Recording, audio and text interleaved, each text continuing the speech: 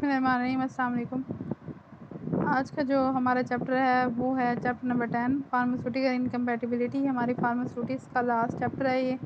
यहाँ पर हमारी फार्मास्यूटिक्स कंप्लीट होती है और इसके जिसके भी कोई भी लेक्चर रहता है प्रीवियस सारे लेक्चर यूट्यूब चैनल पर अवेलेबल हैं। जिसका जो भी टॉपिक रह गया है वो वहाँ से पढ़ सकते हैं।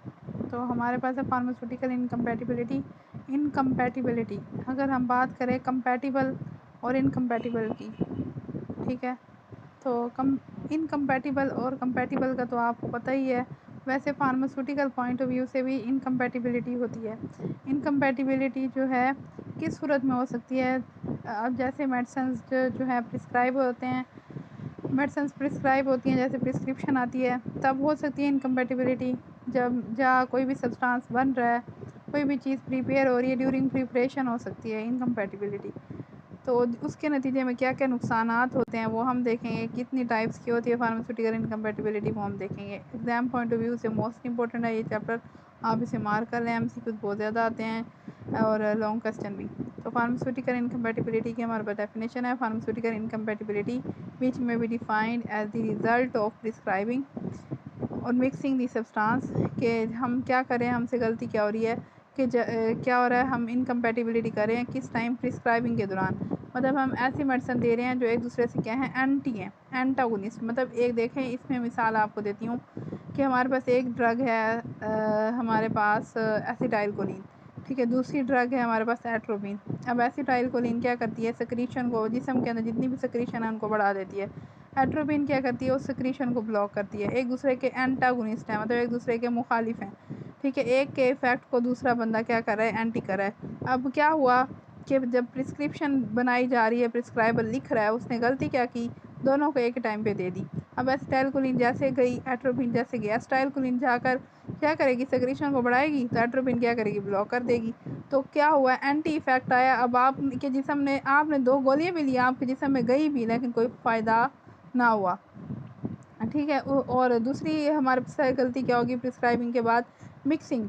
अब आपने क्या किया, मिक्सिंग। जब आप कोई भी फार्मूलेशन बना रहे हैं, कोई भी डोजेज फॉर्म बना रहे हैं, टैबलेट बना रहे हैं, कैप्सूल बना रहे हैं, तो आप इंग्रेडिएंट्स लेते हैं ना, पहले प्रोसीजर के फार्मूलेशन के अकॉर्डिंग पहले फार्मूला बनाते हैं, फार्मूले के बाद फिर प्रोसीजर पे अमल करते हैं। फार्मूले में आप देखते हैं ना कौन सी चीज़ आपने कितने ग्राम लेनी है, कौन कौन सी चीज़ आपने लेनी है। तो आपसे गलती हुई, आपने मिक्स करते हुए 2 ऐसी चीज़ों को आपस में मिक्स कर दिया जो एक दूसरे के क्या थे, मुखालिफ थे। जब वो प्रोडक्ट बन जाएगा, प्रोडक्ट फिर वही बात, वो जिस्म में जाएगा तो हम जो डिज़ायर हमें क्या कहते हैं, इफ़ेक्ट चाहिए, जो मतलूबा इफ़ेक्ट हमें चाहिए वो नहीं आएगा। और ये क्या हुआ, एक तो ये कि इफ़ेक्ट नहीं आएगा, दूसरा ये ख़तरनाक भी हो सकता है। तो ये क्या कहलाएगा, फार्मास्यूटिकल इनकम्पैटिबिलिटी। दोबारा सुन लें, फार्मास्यूटिकल इनकम्पैटिबिलिटी 2 सूरतों में हो सकती है, प्रिस्क्राइबिंग या मिक्सिंग के दौरान, ठीक है। कैसे हो सकती है, which are antagonistic in nature and an undesirable product is formed. Antagonistic है जिसकी वजह से आप जो डिज़ायरेबल प्रोडक्ट बनाना चाह रहे थे वो नहीं बना। विच में हार्मफुल फॉर हेल्थ, और ये सेहत को भी नुकसान पहुंचा सकते हैं। अब हमारे पास आ गया टाइप्स ऑफ इनकम्पैटिबिलिटी। ये जो हमारे पास फार्मास्यूटिकल इनकम्पैटिबिलिटी है उसकी 3 टाइप्स हैं। पहली थेरेप्यूटिकल इनकम्पैटिबिलिटी, दूसरी केमिकल इनकम्पैटिबिलिटी, तीसरी फिजिकल इनकम्पैटिबिलिटी। यहाँ पे स्पेलिंग की मिस्टेक है, फिजिकल इनकम्पैटिबिलिटी लिखे हुआ है, हालांकि यहाँ पर होना चाहिए फिजिकल इनकम्पैटिबिलिटी, ठीक है। तो ये आप देख लीजिएगा। और यहाँ पर जो टाइप्स ऑफ इनकम्पैटिबिलिटी है वहाँ पे लिखा होना चाहिए था, there are 3 types of pharmaceutical incompatibility. ये फार्मास्यूटिकल की इनकम्पैटिबिलिटीज़ की 3 टाइप्स हैं, ठीक है। अब थेरेप्यूटिक इनकम्पैटिबिलिटी मतलब कि आपसे गलती हुई मिक्सिंग के दौरान, प्रिस्क्राइबर के दौरान, जिसकी मतलब जब प्रिस्क्राइबर ने की प्रिस्क्रिप्शन के ऊपर, ठीक है, वो ही इसके नतीजे में थेरेप्यूटिक इफ़ेक्ट पे असर पड़े। थेरेप्यूटिक इफ़ेक्ट मतलब वही कि जिस मतलूबा चीज़ के लिए, मतलब अगर आप फ़ीवर के लिए मेडिसिन दे रहे हैं तो मेडिसिन ने असर ही नहीं दिखाया, तो वो फ़ीवर के ख़िलाफ़ कोई असर ही नहीं रख रही, तो थेरेप्यूटिकली ये हो गया। केमिकल इनकम्पैटिबिलिटी कि उसके अंदर केमिकल कोई चेंज आ जाए। और फिजिकल इनकम्पैटिबिलिटी जो आपको नज़र आ रही है फिजिकल हमेशा क्या होता है, जो महसूस किया जा सके। ये आपको नज़र आ जाता है कि फ़र्ज़ करो आप बना रहे हो, आप लोशन बना रहे हो, आपको पता है कि ये वाइट कलर का बनेगा, इसके अंदर पार्टिकल साइज़ नहीं हो, कम से कम होगा, पार्टिकल्स महसूस नहीं होंगे, बिल्कुल एक स्मूथ सरफेस बनेगी। लेकिन जब आप बना रहे हो उसी टाइम ही वो वैसा आपको ना बने, या फिर आप कलर चेंज हो जाता है मटेरियल का, तब भी आपको पता चल जाता है। तो फिजिकल इनकम्पैटिबिलिटी जो आपको महसूस हो सके। तो पहली जो हमारे पास टाइप है वो है थेरेप्यूटिक इनकम्पैटिबिलिटी, जो मैंने आपको कहा जिस चीज़ के लिए हम दे रहे हैं, मतलब जिस इफ़ेक्ट के लिए दे रहे हैं वो नहीं आया। तो this incompatibility is result due to the combination of drugs having antagonistic और अपोजिंग। वही बात आ गई कि ये क्या हो गया कि ड्रग्स तो ऐसी कंबाइन हो गई जो क्या है एक दूसरे के एंटागोनिस्टिक है, तो जो डिज़ायर्ड इफेक्ट हमें चाहिए थेरेप्यूटिक इफेक्ट वो ना आया। इसकी भी फर्दर टाइप्स है हमारे पास। पहली ओवरडोज, गलती क्या हो सकती है, ओवरडोज हो सकती है। दूसरा रॉन्ग डोजेज फॉर्म हो सकती है। तीसरा कंट्राइंडिकेशन। चौथी ड्रग साइनर्जी। और पांचवी ड्रग एंटागोनिज्म। ये आपने सारा करना है, इसमें से कुछ भी नहीं छोड़ना है, बहुत इंपॉर्टेंट है। पहली टाइप है हमारे पास ओवरडोज के, क्या हो, टू लार्ज और too many doses are called overdose. होता क्या है आपको पहले तो ये बताओ ना कि टू लार्ज और टू मैनी डोजेज के, फ़र्ज़ करो कि एक मेडिसिन ऐसी है, एक ड्रग ऐसी है जिसका डोज फ़र्ज़ करो 20 मिलीग्राम से ज़्यादा आप नहीं दे सकते, तो आपने क्या लिख के क्या दे दी उस पेशेंट को 20 से 30, मतलब 20 से ऊपर चले गए ना, टू लार्ज कर दिया कि 20 की बजाय आपने 25-30 दे दी, तो ये ओवरडोज के अंदर आ गया। अब ये जो ओवरडोज है ये भी नुकसान दे सकता है, ये भी इनकम्पेटिबिलिटी है। जो आप 20 मिलीग्राम पे आपको इफेक्ट चाहिए, अब जब ज़्यादा दे दिया तो क्या हुआ, इफेक्ट आपको वो डिज़ायर्ड इफेक्ट ना रहा, तो थेरेप्यूटिक इफेक्ट पे इस तरह से असर पड़ेगा। नेक्स्ट आपके पास है wrong doses form. Doses form फ़र्ज़ करो लिखी हुई थी, अब ये आपको प्रिस्क्राइबर ने लिख के देनी थी फ़र्ज़ करो, या यूँ समझ लो कि क्या कहते हैं पेन बहुत ज़्यादा है तो इंजेक्शन देना चाहिए, या फिर आप अनकॉन्शियस स्टेज पे हैं और इंजेक्शन देना चाहिए, या आईवी लाइन पास आउट करनी चाहिए और टैबलेट दे दी, या फिर प्रिस्क्राइबर ने लिख के टैबलेट दी। डोजेज फॉर्म की बात कर रही हूँ, ठीक है, ड्रग वही रहेगी, डोजेज फॉर्म जो उसकी शेप है, ठीक है, ड्रग वही रही, डोजेज फॉर्म प्रिस्क्राइबर ने लिख के दी टैबलेट और आपने अपनी मर्ज़ी से कैप्सूल उठा के दे दी। या फिर जैसे बच्चे हैं, बच्चों में सिरप लिख के दी और आपने टैबलेट उठा के दे दी, या टैबलेट लिखी हुई है और आपने उसको सिरप उठा के दी। टैबलेट्स के जल्दी इफ़ेक्ट आता है, सिरप का मतलब उसका थोड़ा कम या ज़्यादा जो भी इफ़ेक्ट का भी फ़र्क पड़ जाता है इस तरह से, ठीक है। The administration of a medication in a doses form different from the one that was ordered by the prescriber. Prescriber ने लिख के दी टैबलेट्स, आपने कैप्सूल दे दिया, आप क्योंकि आपके पास वो वाली गोली अवेलेबल नहीं थी, आपने कैप्सूल दे दी, कैप्सूल लिखा हुआ था आपने सिरप दे दी, सिरप लिखा हुआ था आपने सोल्यूशन दे दिया, तो ये गलती भी क्या कर सकती है, इफ़ेक्ट पे असर कर सकती है। नेक्स्ट है कंट्राइंडिकेशन। कुछ मेडिसिन ऐसी होती हैं जो एक दूसरे के साथ कभी भी नहीं दी जा सकती, ठीक है, वो एक दूसरे के इफ़ेक्ट को ज़्यादा भी कर सकती है, कम भी कर सकती हैं, नुकसान भी दे सकती हैं। अब इसमें मैं एग्जांपल देती होती हूँ, आगे आएगी भी, टेट्रासाइक्लिन और मिल्की। टेट्रासाइक्लिन एंटीबायोटिक है, उसको कभी भी मिल्क की प्रोडक्ट्स मतलब डेयरी प्रोडक्ट्स के साथ कभी भी नहीं देना चाहिए। वो क्या करता है, मिल्क प्रोडक्ट्स के अंदर कैल्शियम होता है ज़ाहिर है, तो वो जो डेयरी प्रोडक्ट्स हैं उनके साथ क्या कर लेता है टेट्रासाइक्लिन कॉन्जुगेट बना लेता है। कॉन्जुगेट बनाने से क्या हो जाएगा, तो कॉन्जुगेट बनाएगा तो जैसे टेट्रासाइक्लिन अंदर जाएगी वैसे ही बाहर, कोई भी असर आपको नहीं आया, तो कंट्राइंडिकेशन ये हो गई। Reason that makes it in advisable to prescribe a particular drug or employ a particular procedure or treatment। अब हमारे पास आगे ड्रग साइनर्जी। अब क्या हुआ, अब यहाँ पे प्रिस्क्राइबर से क्या गलती हुई कि उसने दोनों एक ही जैसी दवाई लिख के दे दी, जिससे क्या हो गया, इफेक्ट डबल हो गया। ड्रग साइनर्जी है कि effect double, drugs that taken together produce a greater effect than the sum of their individual effects. अगर अलग-अलग दी जाती तो फिर देन द सम ऑफ, अगर अलग-अलग करके ली जाती तो शायद इफेक्ट इतना ना होता, इकट्ठी दे दी जिसकी वजह से इफेक्ट क्या हो गया, डबल हो गया, ठीक है। तो अब इसमें मिसाल ये देती हूँ कि फ़र्ज़ करो पेन किलर दी जा रही है, पेन है, डॉक्टर ने क्या किया, पैनाडोल भी लिख दी, ब्रूफिन भी लिख दी, और क्या होती है डिक्लोफिनिक सोडियम भी लिख दी, पायरोक्सिकैम भी लिख दी। अब ये 4 दवाइयाँ पेन किलर की, अब इफेक्ट क्या हो जाएगा, डबल नहीं हो जाएगा। नेक्स्ट है हमारे पास ड्रग एंटागोनिज्म। ये तो पहले ही पता है कि एक ड्रग दूसरे की इफ़ेक्ट को क्या करिए, एंटी करिए। अब इसमें हमारे पास उन्होंने एग्जांपल दिया आपको, पूरी थेरेप्यूटिक इनकम्पैटिबिलिटी जो हमने पढ़ी है उसमें से उन्होंने ओवरडोज़ की एग्जांपल दी है यहाँ पर, कि ओवरडोज़ में थी हमारे पास आरएक्स। क्या आरएक्स मतलब, ये प्रिस्क्रिप्शन आपके पास सामने पड़ी, आरएक्स जो दिया हुआ है, कोडीन फॉस्फेट जो है दी हुई है यहाँ पर 0.6 ग्राम, ठीक है। टाइप ये कौन सी है, थेरेप्यूटिक इनकम्पैटिबिलिटी, मतलब कोडीन फॉस्फेट लिखी हुई है, डॉक्टर ने लिख के दिया 0.6 ग्राम, जीएम है ग्राम।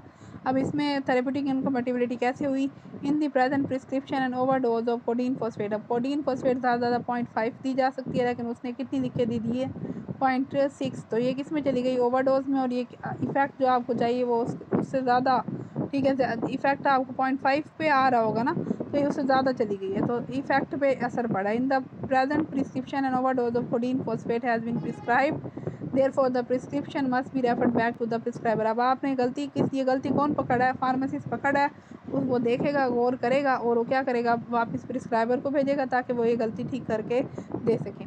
नेक्स्ट एक और एग्जांपल इन्होंने दी हुई है, वो है वही वाली जो मैंने आपको पहले बताया, टेट्रासाइक्लिन हाइड्रोक्लोराइड, ठीक है, कितनी लिखी हुई है, 250 मिलीग्राम, लेबल किया हुआ take 1 capsule every 6 hours with milk, जो मैं पहले आपको बता चुकी हूँ कि दोनों को मिल्क और टेट्रासाइक्लिन को इकट्ठा नहीं देना चाहिए, कंट्राइंडिकेशन की एग्जांपल है। नेक्स्ट जो हमारे पास टाइप है वो है केमिकल इनकम्पेटिबिलिटी। अब क्या हो कि आपसे ड्यूरिंग मिक्सिंग, अब केमिकल इनकम्पेटिबिलिटी हो सकती है मिक्सिंग, वो प्रिस्क्राइबर की गलतियाँ थी, ये वाली है मिक्सिंग की। मिक्सिंग के दौरान क्या हो कि आपसे गलत मिक्सिंग हो गई, जिसकी वजह से केमिकल रिएक्शन हुआ, केमिकल रिएक्शन की वजह से जो आप डिज़ायर प्रोडक्ट बना रहे हैं वो नहीं बनेगा, ज़ाहिर है जब केमिकल ही गलत डाले गए हैं तो, ठीक है। तो chemical incompatibilities are those in which a chemical reaction takes place between the ingredients and a new undesirable compound is formed. अब इसमें हमारे पास टाइप्स ऑफ केमिकल इनकम्पेटिबिलिटी कि कैसे ठीक किया जा सकता है केमिकल इनकम्पेटिबिलिटी को। पहला तो है टोलरेटेड, टोलरेट किसको कहते हैं, बर्दाश्त करना। इन this type of incompatibility chemical reaction can be reduced. अब इसे केमिकल रिएक्शन किस तरह से रिड्यूस किया जा सकता है, मिक्सिंग से, मतलब आप कह रहे हैं कि ऑर्डर ऑफ मिक्सिंग अगर हम चेंज कर दें तो कैसे, by mixing the solution in dilute forms और by changing the order of mixing. कि केमिकल, आपको पता है कि दो चीज़ें मिक्स भी करनी है और इन दो चीज़ों को मिक्स करके, एक तो आपने गलती कर दी, एक तो वो इफेक्ट चेंज हो गया, दूसरी चीज़ क्या है कि एक आपको पता है कि इन दो चीज़ें ऐसी हैं, दो प्रोडक्ट ऐसे हैं, दो इंग्रेडिएंट ऐसे हैं कि जिनको आपने, दो कंपाउंड ऐसे हैं जिनको आप मिक्स करेंगे तो केमिकल रिएक्शन होना ही होना है।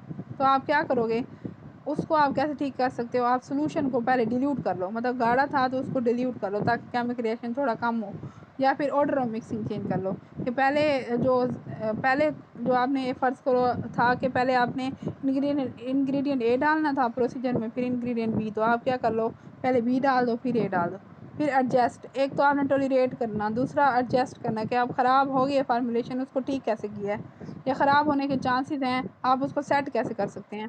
इन this type of incompatibility adjusted में इस तरह से है कि आप एडजस्ट कैसे कर सकते हैं। अब आपने एक फार्मूलेशन बनानी ही बनानी है, तो आपके पास कोई एक इंग्रेडिएंट ऐसा है जो जो आपको चाहिए, उससे मिलता जुलता कोई आप और ऐड कर सकते हैं, ठीक है। कैसे, in this type of incompatibility change in the formulation is needed with a compound of equal therapeutic value. मतलब आप एग्जांपल के तौर पर है, in the mixture of caffeine citrate and sodium salicylate salicylate caffeine citrate is replace with caffeine, कि आपने caffeine citrate को mixture बनाना है कैफ़ीन सिट्रेट का, किसके साथ, सोडियम सैलिसाइलेट के साथ, ठीक है। अब आपके पास कैफ़ीन और कैफ़ीन के आगे क्या लगा हुआ है, सिट्रेट, तो आप कैफ़ीन का सिट्रेट जो है, कैफ़ीन सिट्रेट आपके पास अवेलेबल नहीं है, तो आप क्या करेंगे, अब आपने बनानी लाजमी है, अब एडजस्ट करना है ना।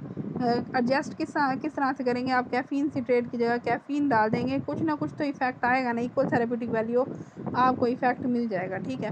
अब इसमें एग्जांपल है आपके पास, एग्जांपल ऑफ केमिकल इनकम्पेटिबिलिटी में आपके पास यहाँ प्रिस्क्रिप्शन नज़र आ रही है, आर एक्स मतलब प्रिस्क्रिप्शन आ गई। अब आपको सस्पेंशन बनाना है, ठीक है। सस्पेंशन आपको मैंने पहले पढ़ाया है पिछले लेक्चर में, अगर किसी कराया गया तो वो देख लें। तो सस्पेंशन कैसे बनाना है, आपको इंग्रेडिएंट्स बताए हैं। पहला इंग्रेडिएंट है आपके पास क्विनीन सल्फेट, आपने कितना लेना है, 2 ग्राम। फिर आपने डाइल्यूट सल्फ्यूरिक एसिड, अब देखें यहाँ पर क्या लफ्ज़ है, डाइल्यूट सल्फ्यूरिक एसिड आपने लेना है, ठीक है।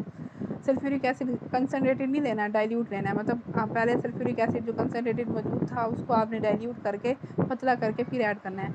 फिर नेक्स्ट जो हमारे पास तीसरी चीज़ है वो है 2 ml सोडियम एस्टेट और 4 ग्राम वाटर, 4 ग्राम वाटर 120, अच्छा 4 ग्राम आपने बनाना है, वाटर आपने लेना है 120 ml, ठीक है। Make suspension. तो केमिकल इनकम्पेटिबिलिटी अब कैसे हुई, इफ़ द क्विनीन सल्फेट, अब वो कहते हैं अगर क्विनीन सल्फेट को हम डिज़ोल्व करें by the use of sulphuric acid and mixed with the solution of sodium acetate, कि पहले आप क्विनीन सल्फेट को किसके अंदर ऐड करें, सल्फ्यूरिक एसिड में, फिर उसके अंदर क्या ऐड कर दें, सोडियम एसिटेट, तो क्या बनेगा, बल्कि वाइट प्रिसिपिटेट, बल्कि वाइट, बल्कि समझ रहे हो ज़्यादा, और वाइट प्रिसिपिटेट ज़र्रात बड़े बड़े मिक्स नहीं होगा, बड़े बड़े ज़र्रात जो हैं आपको क्या नज़र आने शुरू हो जाएंगे, किसके, भला क्विनीन एसिटेट के। However if the acid is omitted a fine suspension of quinine sulphate is produced, मतलब इसमें आपने क्या करना है, कैसे सेट करना है कि आपने मिक्सिंग, ऑर्डर ऑफ मिक्सिंग जो है आपने चेंज कर देनी है। ठीक है, पहले आपने किस में मिक्स करना है, क्विनीन सल्फ़ेट और क्विनीन एसीटेट, हमारे पास क्विनीन सल्फ़ेट था और सोडियम एसीटेट था।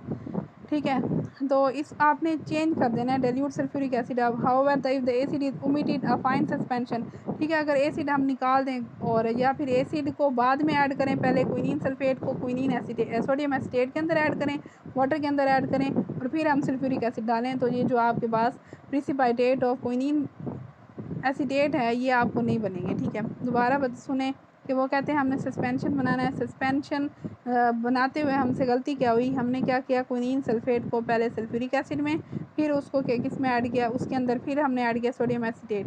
तो क्या बन गया आपके पास, वाइट बल्कि प्रिसिपिटेशन बन गया किसके, क्विनीन एसीटेट के। तो आपने क्या किया, आप उसकी ऑर्डर ऑफ मिक्सिंग चेंज कर लें, आप सल्फ्यूरिक एसिड एंड में डालें, बाकी चीज़ें पहले मिक्स कर लें, वाटर वगैरह में सारी चीज़ें। नेक्स्ट जो हमारे पास लास्ट वाली है वो फिज़िकल इनकम्पैटिबिलिटी। ये आसान है, आपको समझ आ जाएगी। फिज़िकल इनकम्पैटिबिलिटी वो वाली जो आपको फ़िज़िकल चेंजेस देखने में ही पता चल जाता है कि हाँ भाई अब जो चीज़ मैं बना रहा हूँ वो आपको वो चीज़ नहीं बन रही। Physical incompatibilities are those when two or more than two substances are combined together. एक या दो से ज़्यादा सब्सटेंस आप कंबाइन करें और फिज़िकल चेंज आ रहा है। फिज़िकल चेंज मतलब जो चीज़ आप बना रहे थे आपको पता है कि इस कलर में बनेगी और सही से नहीं बनी, तो फिज़िकल चेंज आएगा। And an acceptable product is formed since these changes which takes place are usually visible, therefore they can be easily corrected by applying the pharmaceutical skill to obtain an acceptable। अच्छा, physical जो incompatibility है ना, आप उसको almost उसी time set कर सकते हैं। ठीक है, वो ये कहना चाह रहा है। तो टाइप्स ऑफ फिज़िकल इनकम्पैटिबिलिटी, इसके जस्ट आपने नाम ही देखने, इमिजिबिलिटी, इंसोलबिलिटी। इमिजिबिलिटी टाइप्स के दो चीज़ें आपस में मिजिबल नहीं हो रही। ठीक है, चलो मैं बता देती हूँ। दो चीज़ें आपस में मिजिबल नहीं हो रही। इंसोलबिलिटी दो चीज़ें सोलबल नहीं है, हालांकि होनी चाहिए। क्या उसका इशू है, प्रिसिपिटेट बन रहे हैं, लिक्विफिकेशन और ये सॉलिड मटेरियल्स की are common types of physical incompatibility. इसमें एग्जांपल है, एग्जांपल से आपको क्लियर हो जाएगा। RX में है olive oil, water 15 ml water है। यहाँ पे ना थोड़ा सा आगे पीछे लिखा हुआ है। ठीक है, ऑलिव ऑयल जो है 60 ml और आपने बनाना क्या है, इमल्जन। अब देखिए इधर ना दो चीज़ें दी है। इमल्जन मैंने आपको पढ़ाया था, आपको बताया था इमल्जन में क्या होता है, एक ऑयल और साथ किस में मिक्स करना होता है, वाटर में। अब अगर देखा जाए तो ऑयल वाटर के अंदर कभी भी मिक्स नहीं हो सकता। तो इसको मिक्स हम कैसे करते हैं, हम इमल्जन बनाते हुए इमल्सीफाइंग एजेंट ऐड करते हैं, तीसरी चीज़ ऐड करते हैं जो क्या करता है, ऑयल और वाटर को आपस में मिक्स करता है। अब यहाँ पर एक प्रिस्क्रिप्शन है, उसमें ऑलिव ऑयल दिया है और वाटर दिया। ऑलिव ऑयल बताया भाई ऑलिव ऑयल इतना हो 15 ml हो, वाटर कितना हो 60 ml हो। अब इनको मिक्स करके दो। अब चाहे आप इसको जितना मर्ज़ी घंटे लगा लो, जितने मर्ज़ी रगड़े लगा लो, ये कभी भी नहीं बनेगा। क्यों, क्योंकि इसके अंदर इमल्सीफाइंग एजेंट है ही नहीं। तो ये क्या हुआ, फिज़िकल इनकम्पैटिबिलिटी हुआ। जब आप बना रहे हैं वो मिक्स ही नहीं हो रहा, आपको नज़र आ रहा है, तो आपको समझ आ जाएगी कि इसके अंदर क्या डालना है आपने, इमल्सीफाइंग एजेंट। तो देखो in this prescription olive oil is immiscible with water. Immiscibility है जो हमने अभी की टाइप देखी। To make the miscible and emulsifying agent must be formed.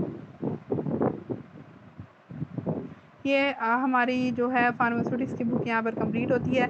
ये आपका एक आउटलाइन है, पंजाब फार्मेसी काउंसिल की तरफ से दिया हुआ है, ये आप देख लें। इसमें हमने पहला चैप्टर भी पढ़ा है, दूसरा भी पढ़ा है, ऑफिशियल बुक्स भी पढ़ी हैं, उसके बाद ये सारी टेक्निक्स भी पढ़ी हैं हमने, ये वेरियस डोजेज फॉर्म भी पढ़ी हैं। ये हमारा 7 चैप्टर हमने देखा था, लेबलिंग वाला, वेट वाला, ये सारा। उसके बाद 8 भी पढ़ा हमने, 9 भी और 10th भी। यहाँ पर जो है हमारा पूरे का पूरा सिलेबस कंप्लीट होता है। फार्मास्यूटिक्स हमारी कंप्लीट हो गई है। नेक्स्ट जो हम लेक्चर स्टार्ट करेंगे वो फार्माकोग्नोसी चैप्टर नंबर 1 से करेंगे। ठीक है, उम्मीद है आपको समझ आ गई होगी। फिर भी कोई क्वेश्चन है तो आप कमेंट करके भी पूछ सकते हैं। ओके, ठीक हो गया, अल्लाह हाफ़िज़।